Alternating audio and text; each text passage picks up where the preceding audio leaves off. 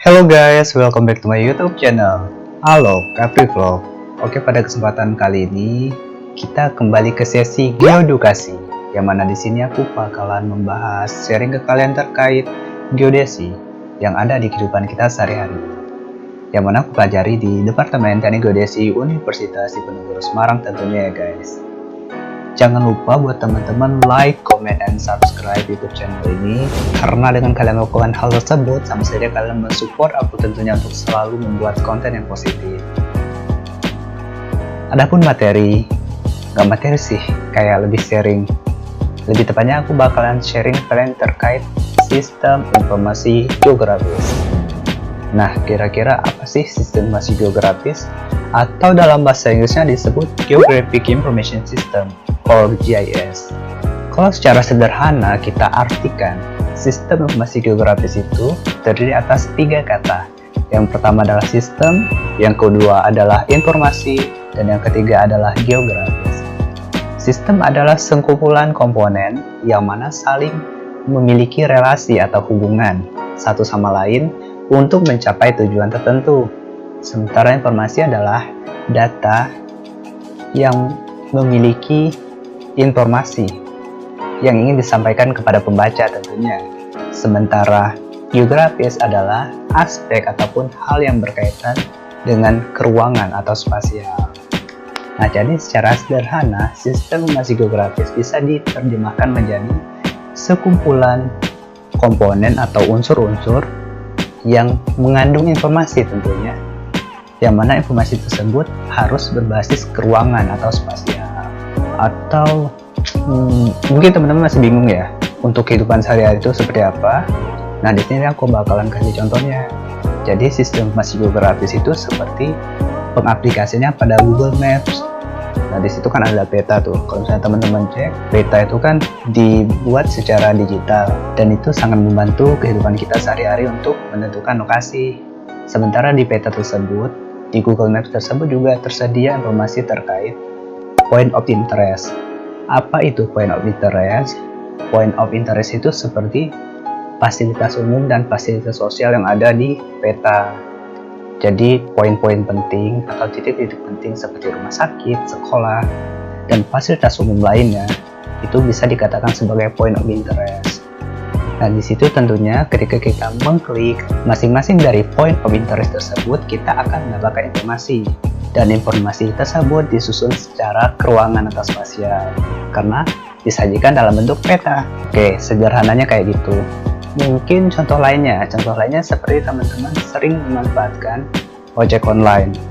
Nah, pemanfaatan ojek online tersebut merupakan salah satu pemanfaatan Geographic Information System atau SIG ya dalam bahasa Indonesianya, karena di situ kita dapat menentukan waktu dan juga jarak dari peta digital, yang mana kedua hal tersebut menjadi parameter yang sangat penting bagi perusahaan penyedia ojek online untuk menentukan tarif ongkir penggunaan jasa mereka. Nah, untuk di Teknik Geodesi Universitas Diponegoro sendiri, sistem informasi geografis itu akan kita pelajari di semester 5 untuk dasarnya. Kemudian di semester 6 itu ada materi peminatan. Jika teman-teman tertarik untuk mempelajari sistem informasi geografis lebih lanjut, teman-teman bisa mengambil mata kuliah yang namanya Sistem Informasi Geografis Lanjutan atau SIGL. Sementara di semester 7 untuk kelanjutannya, teman-teman bisa mengambil mata kuliah Sistem Informasi Geografis berbasis internet. Selain itu, teman-teman juga disarankan untuk mengambil mata kuliah Kartografi Lanjut yang mana berkaitan dengan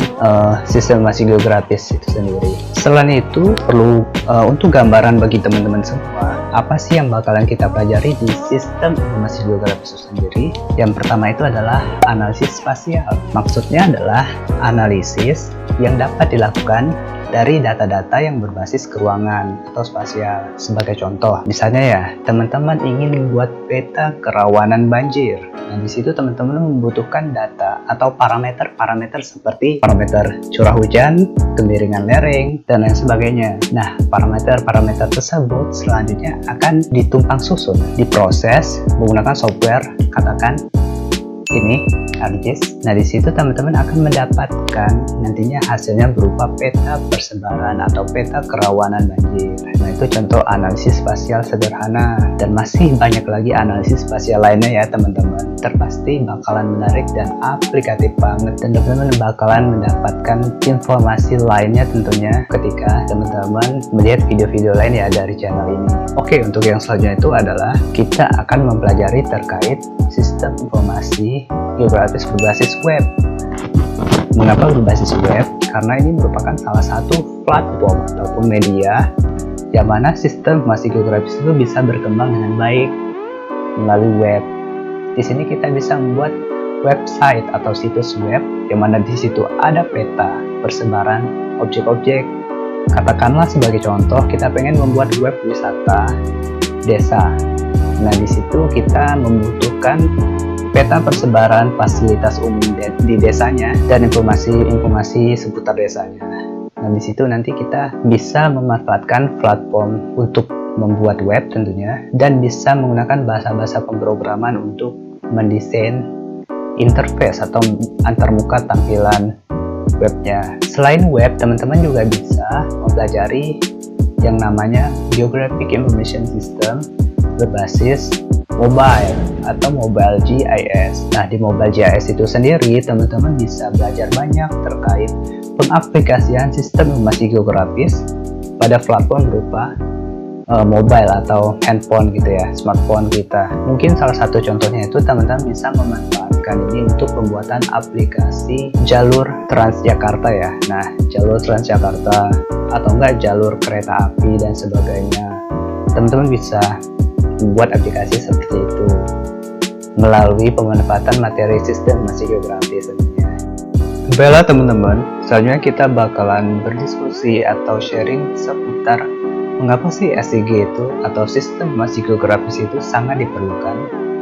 Yang pertama adalah sistem informasi geografis itu mampu mendefinisikan informasi keruangan, yang mana dengan analisis spasial dari sistem informasi geografis kita bisa mendapatkan informasi yang berbasis keruangan gitu.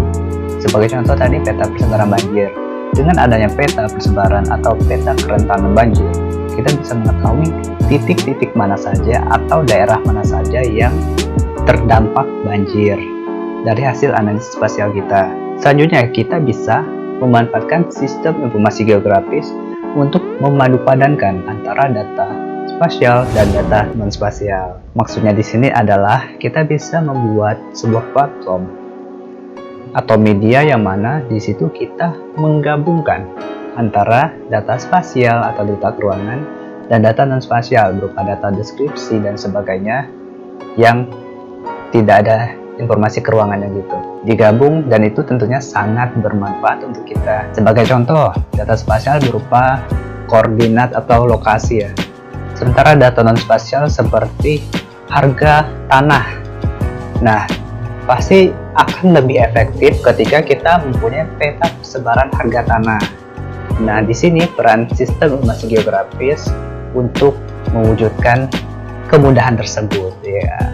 Tentunya sangat menarik kan. Nah, selanjutnya teman-teman, SIG itu dapat memvisualisasikan bentuk, pola, ukuran dan sebagainya. Jadi dari SIG itu kita tahu bentuk sesuatu objek yang berbasis keruangan tentunya. Terus kita bisa mengetahui pola persebaran, misalnya yang lagi kita alami sekarang ya, pandemi COVID-19 ya. Nah, dengan analisis sistem informasi geografis kita bisa mengetahui persebaran atau pola perkembangan dari COVID-19 itu sendiri. Nah, terus ukuran dan sebagainya. Jadi tentunya sangat bermanfaat kan SIG buat kita. Nah, tidak hanya itu saja, ternyata SIG tentunya sudah pasti mampu melakukan analisis, dan dengan SIG atau sistem informasi geografis memungkinkan untuk sharing information.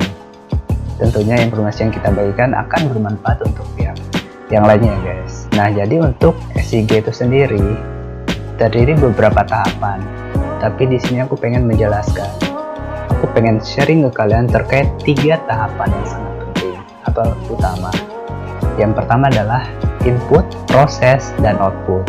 Seperti pada proses pada umumnya, tetapi yang dimaksud data inputan di SIG itu bisa 2 guys. Yang pertama adalah data yang berbentuk raster, Dan yang kedua adalah data yang berbentuk vektor.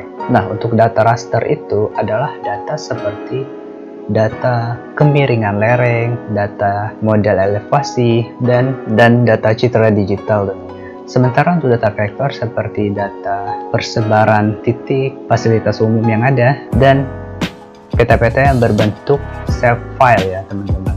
Nah, untuk perbedaan antara data vektor dan raster bisa teman-teman cek di sini.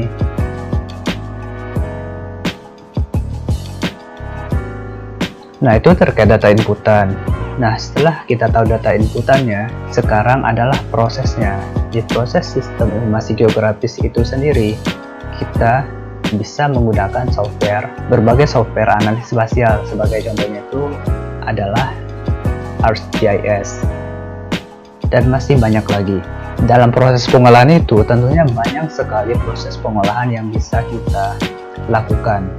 Seperti pembuatan buffer dari jalan, atau dari poin, atau dari suatu area untuk mengetahui buffer. Maksudnya itu buffer artinya membentuk radius ya, misalnya berapa kilometer dari lokasi, dari titik, dari line, dan sebagainya. Selain itu kita juga bisa melakukan proses seperti pembobotan, tumpang susun untuk mengetahui peta kesesuaian.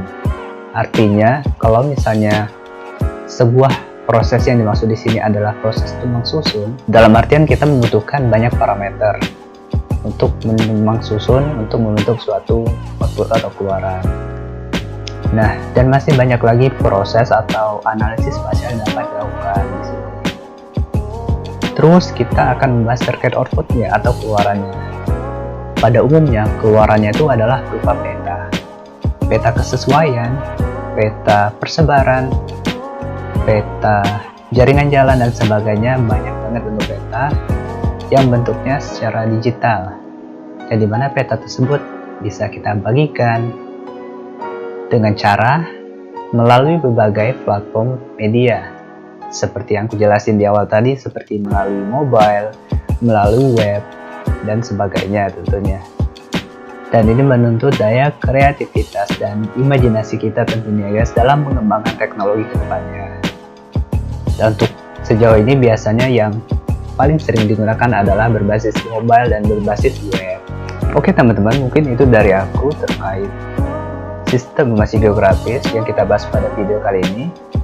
Di video selanjutnya aku bakalan membahas materi-materi menarik dan tentunya bermanfaat untuk teman-teman semua. Sekian dari aku, terima kasih.